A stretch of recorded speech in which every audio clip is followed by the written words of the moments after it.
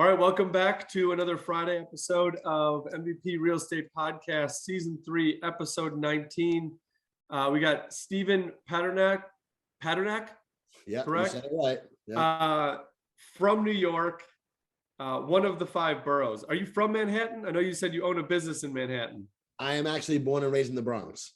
Okay, so Yankees fan, I imagine. Oh, diehard, pinstripes. All right, they're doing pretty well this year. They are. They're actually. So hopefully they keep this up. Yeah, I'm actually very surprised and very happy with their pitching staff more than anything else. I mean, they're known as the Bronx Bombers, so you know they're going to hit, but their pitching staff is what's really, really starred this year so far, and I hope it continues. Yeah, and I haven't watched much. Being an ex-college baseball player, I haven't watched much baseball this year, but I have not seen their bullpen yet. Oh, their bullpen's awesome. I mean, is it?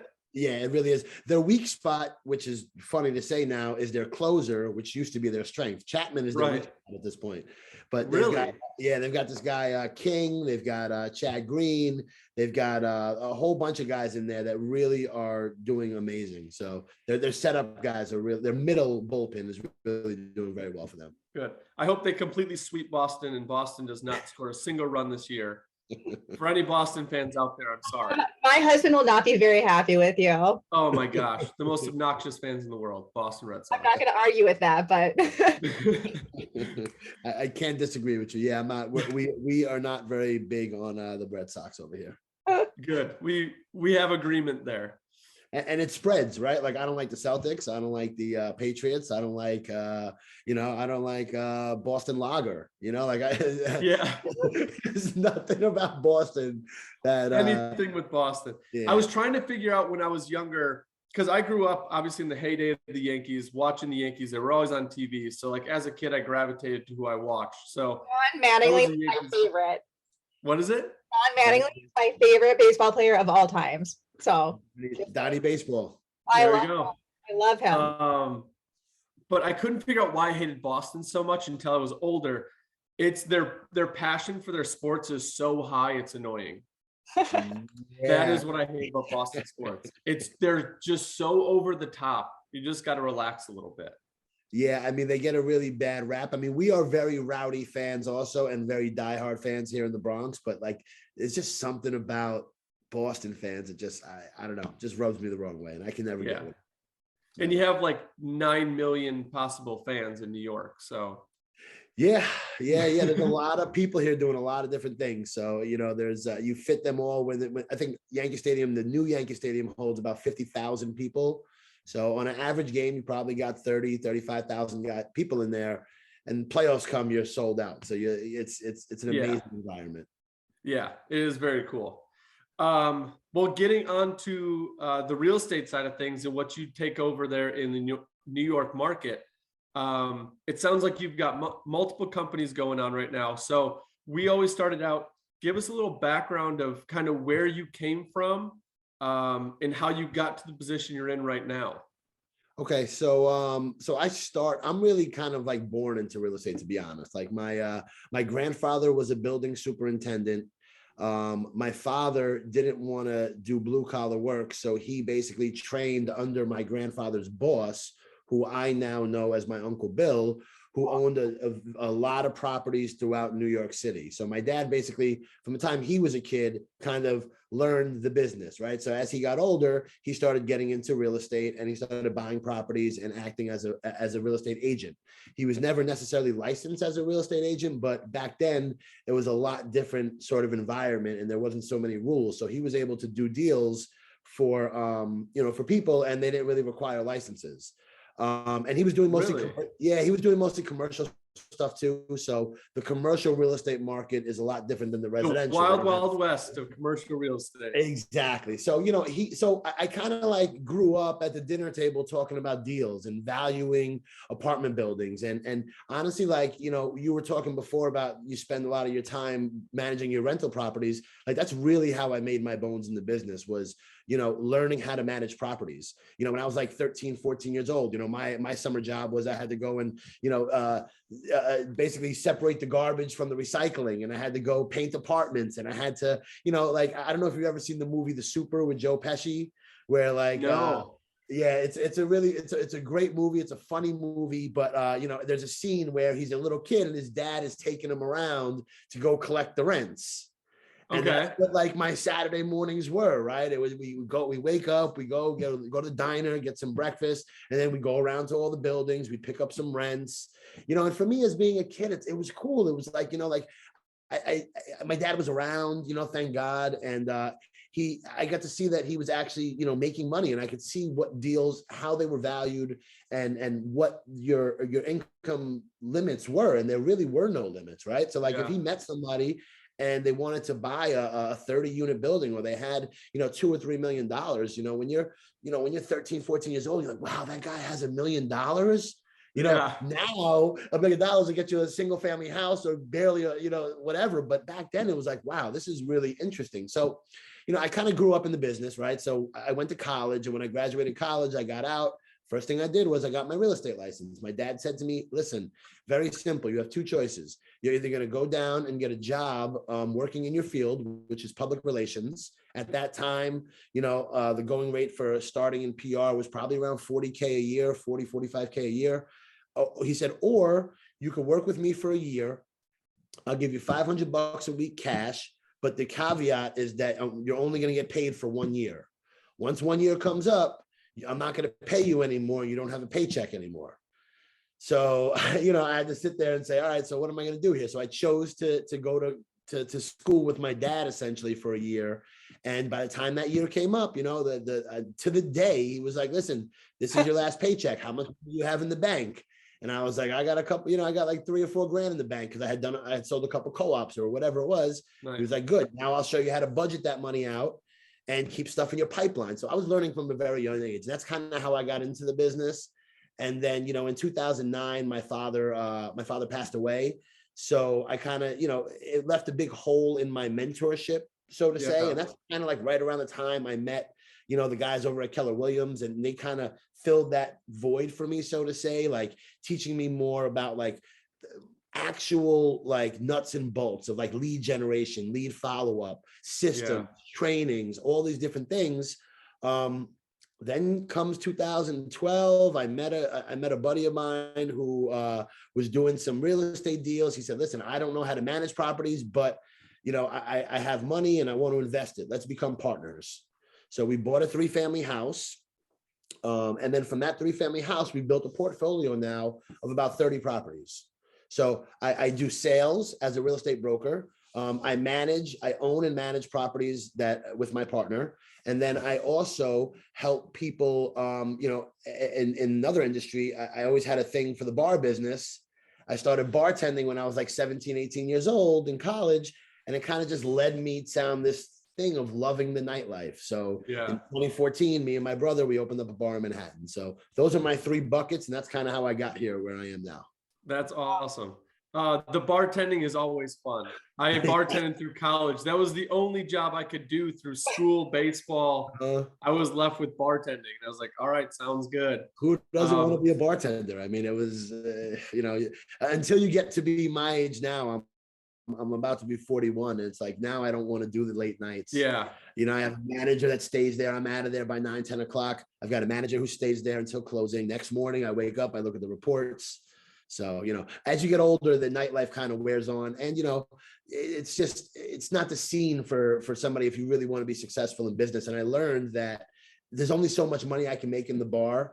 And I always go back to what my dad told me, like, there's no limit on the amount of money you can make in real estate. So I kind of do like, you know, the time valuation, right? Like, how much is my time worth? If I want to make $300,000 a year, how much is every hour worth? So every hour that I'm working at the bar, I'm taking away from being able to do real estate and really hit my potential and do what I really love, which is help people. Yeah. And what's really nice is you brought in partners on both of them. So even if you're not there, things are still being run, taken care of, which is super smart. Delegating is important, but very difficult.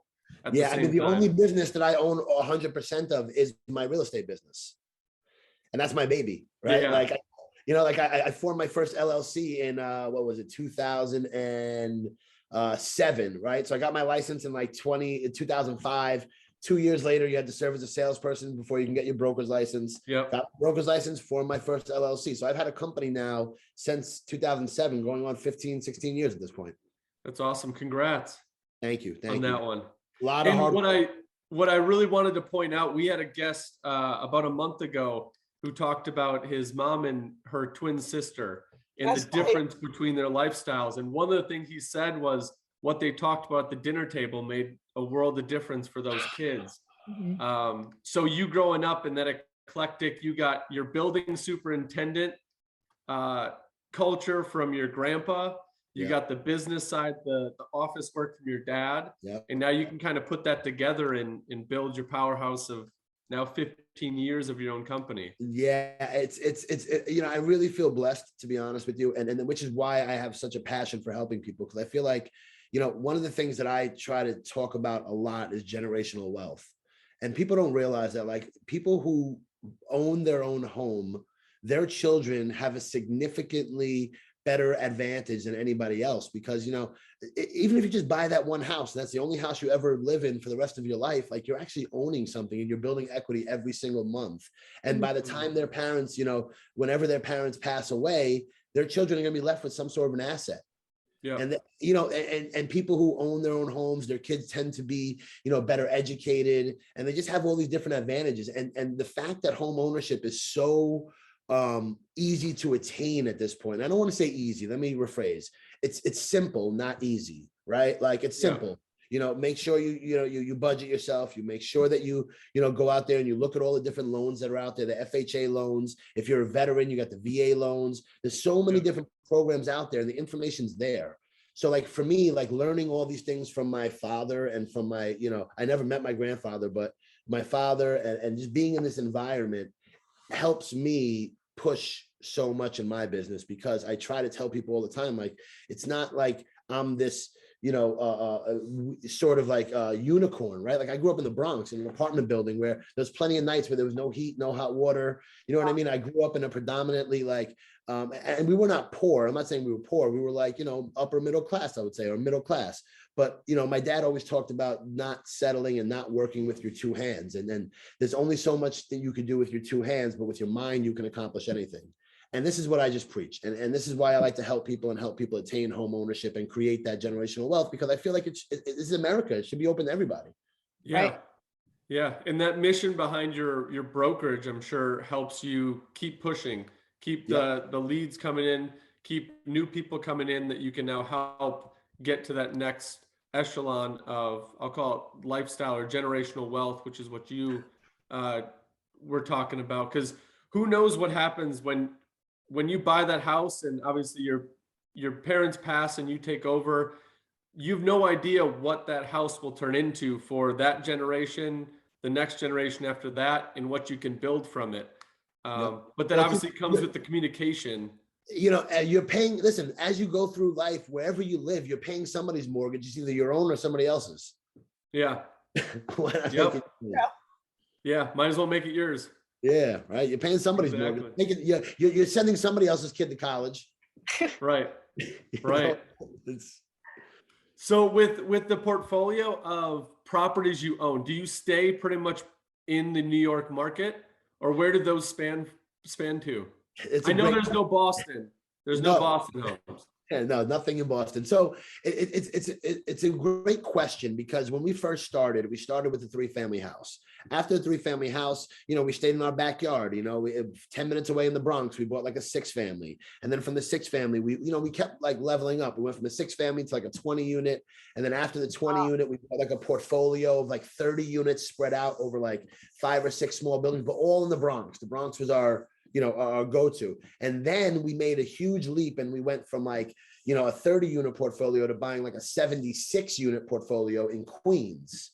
Okay. Now, I've been to Queens plenty of times, never Citi Field, because I'm not a Mets fan either, but but it was like we bought these 3 properties out there. So I started spending time in Queens, and I started getting used to like, okay, I got to drive 45 minutes to work. Like, you know, my commute to work was always 5 minutes. Like, literally, like, my office was downstairs. My dad had our office in the basement of where where we live. So Oh, nice. no separation from work. But now, so I'm driving 45 minutes out to Queens. And then from Queens, we're like, listen, the New York market's very tough, only because there wasn't a lot of deals out there. So somebody had presented us an opportunity in Connecticut, right? So we Okay. went out, we bought a bunch of, I want to say they were tax, I think that's what they were tax auctions. So we were buying properties for like 50 cents on the dollar in Connecticut, and we bought like 130 or 140 units in Connecticut. So now my commute 45 minutes out to Queens. So now I've got the Bronx portfolio, then I got Queens, and now I'm traveling 90 miles to go out to Connecticut 4 or 5 times a week. It got to the point, yeah. So I was spread out, right? And then Yeah. I'm, and at that point I was like, early 30s, late 20s, early 30s, and going into like my mid 30s, and I'm like, all right, I could do this. After a year or two, like it just became too stressful. And I told my partner, I said, listen, I can't continue to go to Queens, to Connecticut. Like we have to, sell the properties in Connecticut or figure out a new structure. And what we did was we sold the properties in Connecticut. We sold the properties in, we didn't sell the properties in Queens yet, but we sold the properties in Connecticut and we invested in New Jersey. Okay. And we started doing development deals out there. So it's kind of like in real estate, and I'm sure you probably know this, but like you kind of got to step your game up all the time, right? Like first you buy a single family, then it's a 2-family, then it's a multifamily, then it's you're buying, properties. And again, I have my unique experience of managing property. So I was able to go into a property and say, you know what, there's 500 violations here, but 400 of them are like paint and plaster. I can get this work done. Yeah. Where other people wouldn't see opportunity, I was able to see opportunity. So we went to value add deals. Then we went to construction. So we sold the Connecticut stuff. We went out to Jersey. And then honestly, like Jersey just kind of took off for us, and the construction business really took off for us. And New York City in 2019 passed a very monumental rent stabilization law. And basically the city, the state is run as a Democratic state. And the Democrats are more, and I don't want to get political, but they are more for pro tenant, right? Yep. So if you could have a tenant that literally doesn't pay you rent for 12 months, 15 months, 16 months. I mean, I've got tenants that haven't paid me from the beginning of COVID, and we're going on 2 years and some change, and you can't, and I'm not about trying to make people homeless, but at the same time, like my taxes go up, my fuel bills go up, everything goes up, but I can't figure out a way to recoup the expenses or get that property back that I bought and I paid for. So we decided that New York was going to be too tough. So we didn't want to deal with the laws anymore. New Jersey is a lot more, I guess you could say, open to dealing with landlords and investment, pro-investor, I guess is the best way to say it. So we sold the stuff in Queens and we just doubled down in Jersey. So right now, currently 90% of my portfolio is in New Jersey, which is within an hour of where I live. And then I have some stuff that my father had left for us in the Bronx which my older brother manages, does a great job managing them. And that's it. So everything is now kind of scaled, I guess you could say, because it's too spread out. Yeah. That's the thing that we're working with too, is I keep everything consolidated within at least an hour of the house. Yeah. Because I haven't gotten over that hurdle of getting somebody else to manage my properties.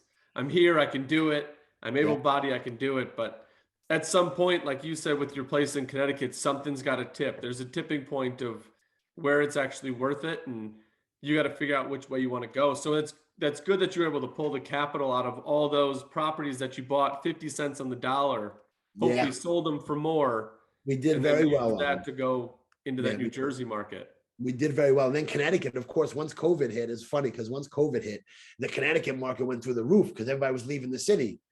Yeah. So like, if we would have held on longer, we probably would have made a lot more money. But you know what? In hindsight, it's like quality of life for me was really important. And I just, they were like D and C class communities. So they were very tough to manage. It wasn't like you're dealing with people that are paying their rent on the first of the month, and you're not renting apartments to people who have 700 credit scores and, are making $100,000 a year. Every single rental you're doing, you're literally making a judgment call. It's like, all right, listen, you seem like a nice guy, give me a reference. You know what I mean? Like, so the quality of life was very hard. It was tough to manage. And, I'm glad of the decision that we made. And again, I thank God that we were blessed enough to be able to time things right up until this point. And of course, now construction has its own hurdles because we're learning the game there, right? Like we started with building 8 units, and then we built 10 units. And now currently we're working on building a 36 unit. And then in the works down the pipeline, the next project's going to be a 70 unit. So it's like, we're always looking to like push the envelope and learn more as we go. And my partner, you know, he's an amazing person to work with, because he's like the yin to my yang. I'm very much like dealing with people and dealing with this, and he's more like numbers, and I'm like, oh, you know, let's pull the trigger, let's buy this. And he's like, listen, if you look at it from this, say blah blah, and you know, he cap rates and this, he's an He's bad amazing cop. yeah. Person too. I totally get it. Yeah, so you know, it's just it's a learning process, and we had to scale it because, as you know, you got to have your vendors, you got to have your electricians, you got to have your workers, and even from a labor standpoint, right? Like if you have a property that's 50 miles away from somebody else, just getting a super or a porter or somebody to go and just pay them to do one property doesn't make sense. Yeah. To spread them out and run it through the management company. Like there's just so many different ways to do it when you have scale and multiple units in one area. Yeah. The one thing I wanted to touch on that you'd mentioned was the exodus. Obviously, with the law coming in being very tenant favoring, Yep. landlords were skittish, so they were leaving. Obviously, with the, again, not to get political, but the crackdown with the whole lockdown in New York, a lot of the citizens were Yep. leaving.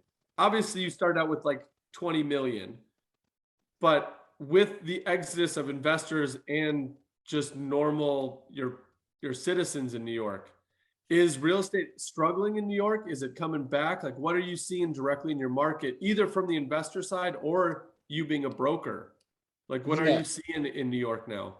You know, it's a loaded question, I feel like, because, you know, when you ask me how's the market in New York, I mean, there's so many different markets, right? Like I'll give True. you the markets that I work in mostly. Yeah.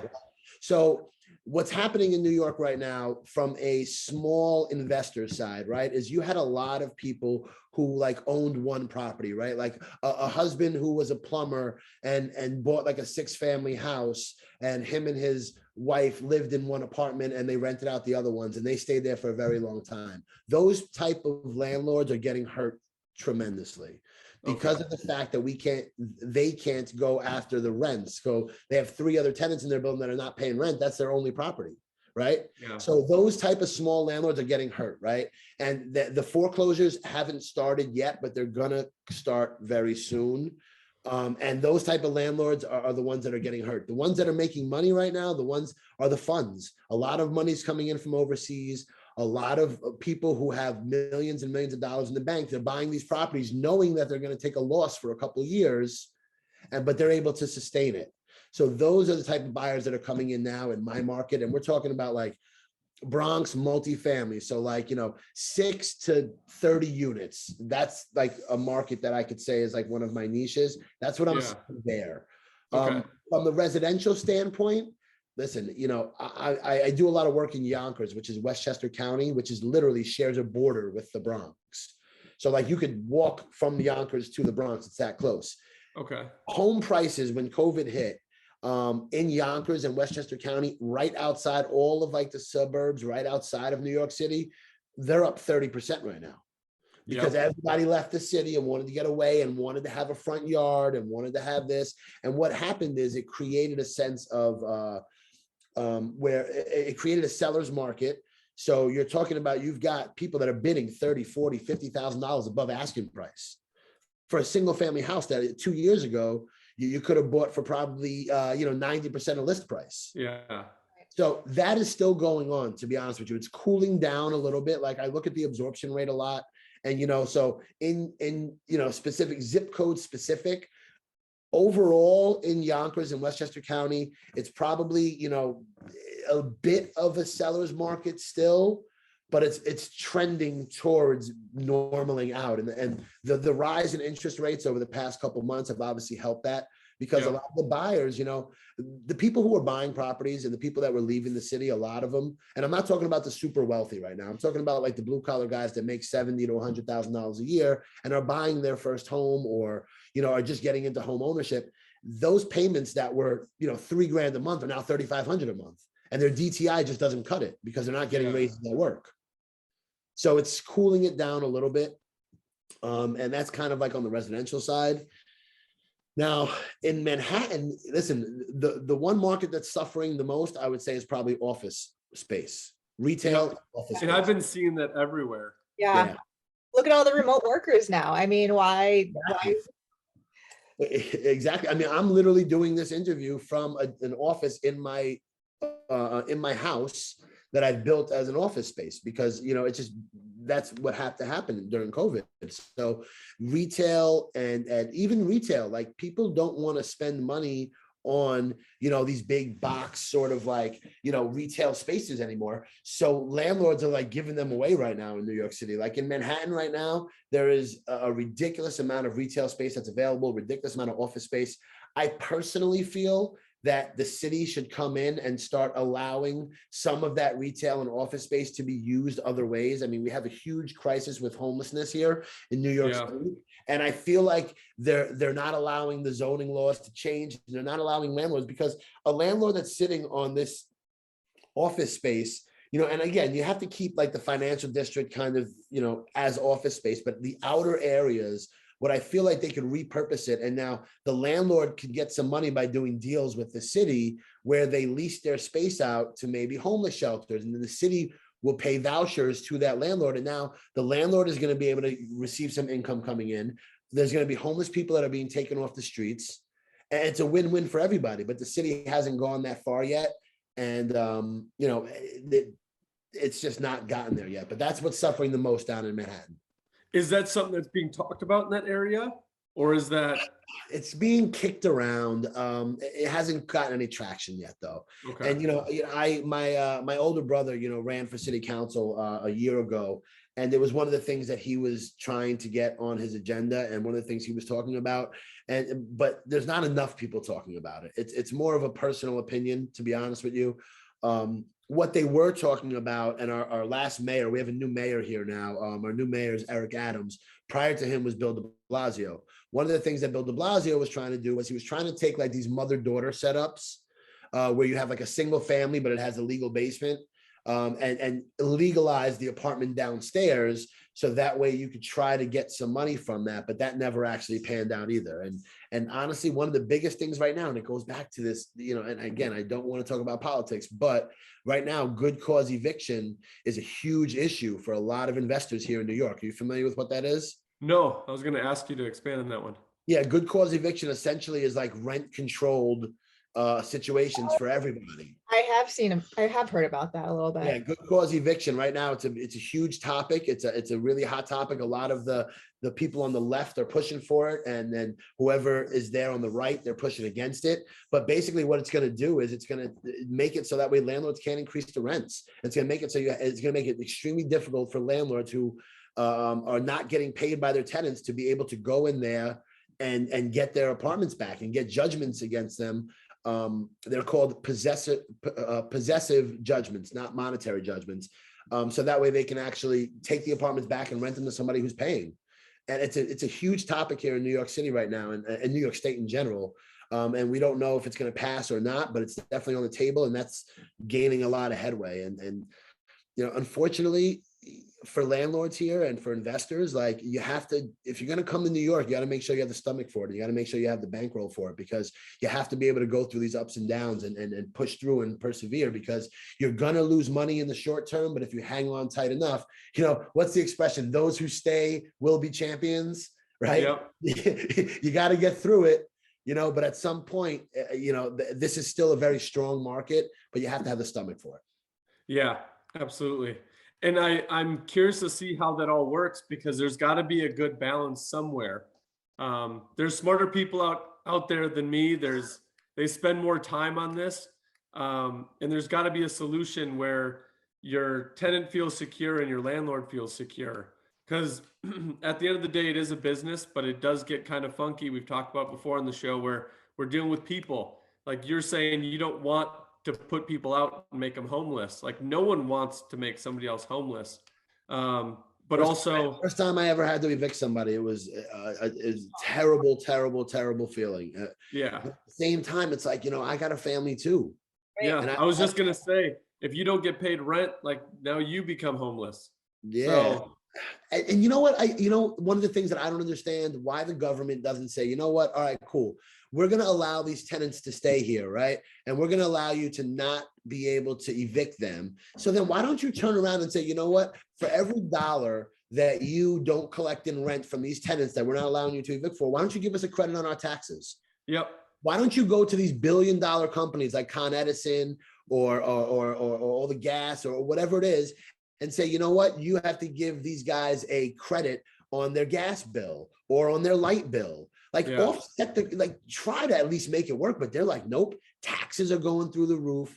The fuel cost now with COVID and everything else going through the roof. Gas prices are through the roof, and we still have to pay as investors. And again, I don't want to sing a sob story, man. There's guys out here that can barely go to work and find jobs or whatever it may be. I'm not saying I'm a victim here, but I'm just saying that there has to be some sort of balance because business has to be able to maintain to keep people working. I mean, I employ probably about 30 people. Me, one guy on this screen right now employs 30 people. If I'm not here and I'm not able to do business, that's 30 people who now have to go find jobs somewhere else. Multiply that by millions and millions of other investors, and you're going to see that like if people like me and smaller sort of people, like they can't maintain their businesses because the city and the government won't help us, then you're going to see a lot more homelessness. You're going to see a lot more, people on unemployment. Because listen, at the end of the day, I'll if I had to, I'll go out and I'll get a job and I'll, go work down in Manhattan somewhere at a PR firm or property management company. I'll be bartend again. I'll bartend again. If I have to, I'll bartend again. But I'll be able to bounce back. But the people who I employ, I don't know if they will be. So I just feel like there has to be a balance between like the government and helping property investors and allowing business to keep going. And there's and there's like a small part of me that you wonder why the landlords and all them aren't being more vocal in pushing for these kind of things. But unfortunately, I feel like the reason why is because they're already looked upon as evil. We're the evil landlords, and if we speak up for our rights, how dare you? Because you're speaking to evict people. It's like, that's not where we're coming from. So I don't know if you have this in Wisconsin, but in New York, we have a lot of different like nonprofits, or we have like it's called like the Owners Association of New York City or whatever it may be. But like we have people that do speak on our behalf, but the problem is that nobody wants to hear it. Yeah. They don't want to hear it. Like, first of all, think about the word that we keep turning around, landlord, right? Like that term has now got such a negative connotation. You're the lord of the land. Like, it sounds ridiculous. We're property owners. Like, if you go back to like, and I've been watching like this show called Vikings on Prime, and you go back then, like people, like if you own land, like you were a property owner and you had land that was a sign of wealth, and not enough people are looking to create that for their families. Like, why punish us for stuff that we've, done in our lives to get to this point? But again, nobody wants to hear it. They're like, oh, you guys own properties. You guys have millions of dollars. Like, I wish, you know what I mean? Like I wish I drive a Nissan, you know what I mean? Like, I'm not, so I don't know, and then you have the bad apple syndrome, right? Where it's like, one bad apple, spoils the bunch, right? You have landlords who have done very bad things. Like they've gone and they've kicked people out of their apartments. They've locked them out of their apartments. They've shut their lights off. They've shut their gas off. They're taking advantage of people, right? So like they'll go up and say, okay, this doesn't happen as much anymore, but in the 80s and 90s, like, we used to be able to get good increases on vacant apartments. So like I go up to somebody who wasn't so educated and say, hey, listen, I'll give you $5,000 if you move out of your apartment. And for you, a tenant who makes probably 30, 40 grand a year, you see 5,000, your eyes light up. Or maybe you're even collecting welfare and you don't have any sort of income coming in. I'm gonna give you $5,000 if you move out of your apartment. You've never seen 5 grand in your life. But now this landlord has taken advantage of their inability to really figure out that, wait a second, if I take this 5 grand, he's going to make way more money than I will on this situation. And I'm going to be screwed because the next apartment I go into, the rent's going to be much higher. Yeah. And so the city is doing a lot. And I do agree with that, where like, you shouldn't take advantage of people, like you got to make it worth it for them. But that doesn't necessarily happen as much anymore. And those bad apples spoiled it for us, and they're giving us a bad name. Yeah. Yeah. And there's gonna be bad apples and everything. I think just real estate's the craze right now. So they're gonna pick out the bad apples and make it seem like everybody is.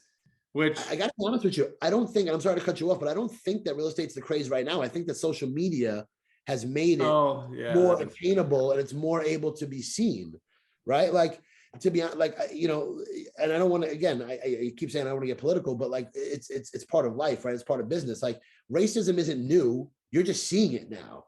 right. Right. So real estate is not the craze. You're just seeing it right now. And you're seeing, because of COVID, people are home and they're watching all these people make money. And they're like, oh, you know what? I can go and flip a house. I can go and do this. And it's interesting. And I think it's wonderful, to be honest with you. I'm a big Gary Vee fan. I'm a big fan of Gary Vee. I don't know if you guys follow him at all. Oh yeah. But he talks about, like, social media is not the devil. The devil really is the fact of your mind and you not being able to control and letting what you see on this and on Instagram and on Facebook control how you do your daily life. If you use social media as a tool to learn how to flip houses, to learn how to budget, how to build a stock portfolio, right? Like, you should have 50% of it should be, like stable, low risk, and then 25% should be high risk, and then 25% should be moderate risk. If you learn that stuff online, you can literally teach yourself to be a millionaire from your living room, right? Right. For But free. if you're on there looking at, like, who's got the newest music video, and if this girl's wearing this and this, like, if you use it and you let it control your brain, then that's a weakness of your part, and you just have to be strong enough to use it as a tool. Yeah, the reason why we're doing this podcast is to get those people that haven't thought about real estate or on the fringe, just to go out and have a little bit of confidence getting into it, because it isn't rocket science. It is attainable. I mean, you can start with no money and make a career in real estate. Like, we've had people on here that have not spent a single dollar of theirs. It's all been private money. Private money is more obtainable now because social media, they can get the word out. I've got money. I want to give it to people. Put out a Facebook ad, put out an Instagram ad. It's available. They've got master classes that they put on live on Facebook or Instagram. All of the information's out there. It's all free. Well, not all of it's free. Most of it is free. A lot of it is free. Especially when you're starting, everything should be free. You can go find your preliminary basic knowledge for free. You don't need to go back to school for it, so you're not spending thousands of dollars there in tuition. Like, the field is so wide open, and just like New York has so many different markets, think about the nation. The nation has so many different markets. Like, there's endless amount of possibilities. Once you take control of what you want and stay focused on your market, it's obtainable. And I'm hoping that people can get the confidence to do just what you're saying, like, take control of it and become one of those people. You're not evil. Yeah, I think that you've touched on a lot of really good topics there, right? And the first I want to just express on is, like, my advice to somebody who wants to get into real estate is find somebody who's doing it and shadow them. Ask them, say, hey, listen, how did you find that property right there? Learn how to bird dog, right? You familiar with the phrase bird dog? Going out there, like, you don't have to it doesn't cost you anything to drive around the community and look for houses that are beat up and send it to somebody, so that way they can learn how to do, that way they can teach you how to do the research to find out the property owner, and then you just learn how to give them a call. You do that all day long, you'll learn the hardest part of real estate, which is finding the deal. Right. Money's not the hard part to get. It's finding the deal and valuing the deal. So I think you're doing something really great here, which is, getting people who are on the fringe, like, just spark the conversation. Start with reading a book. I always recommend Rich Dad, Poor Dad to anybody who starts getting into the business or wants to change their life from, like, that blue collar mindset to more of a, business mindset. Educate yourself, find somebody who's doing it.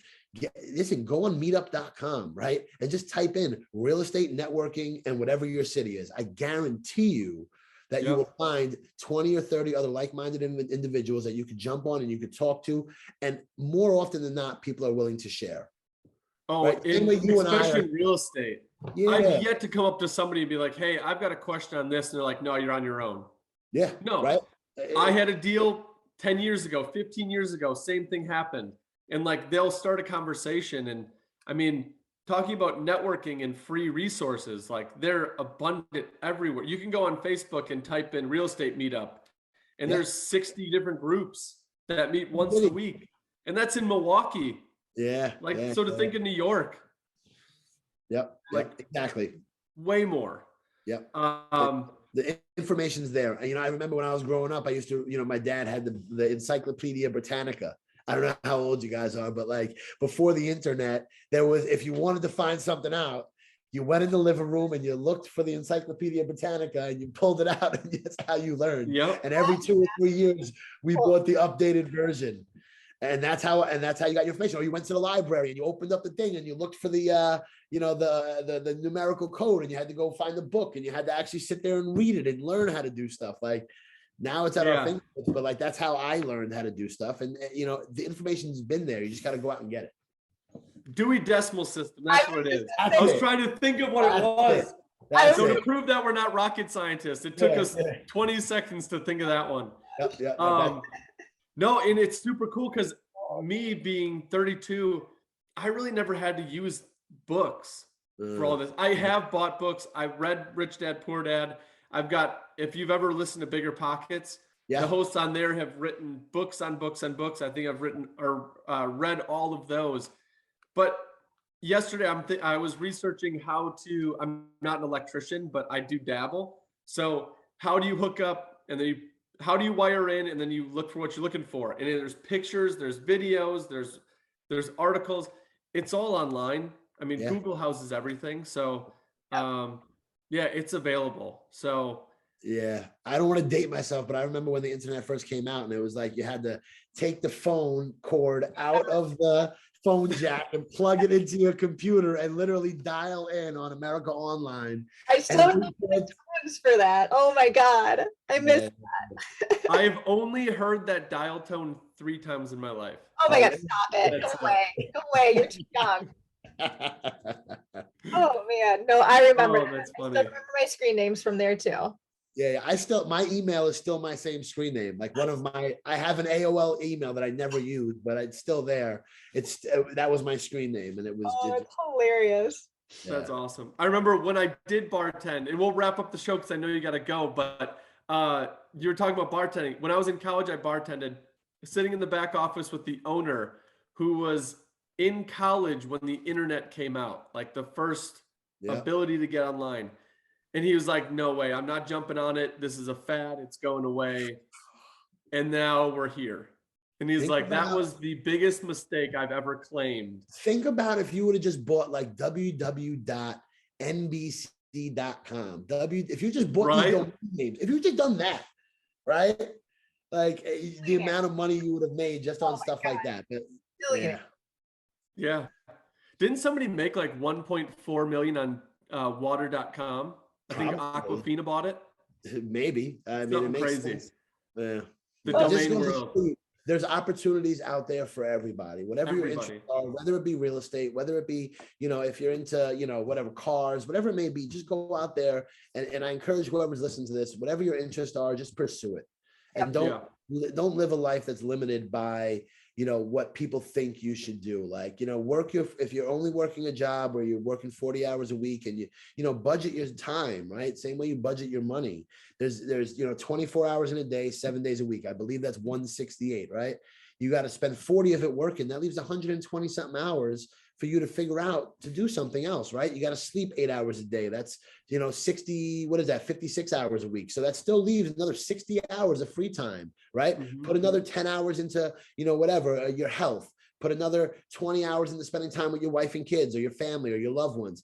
And then take 5 or 10 hours a week and carve out something that you'd love to do, that you could get yourself out of that 40-hour week and try to supplement that income somehow.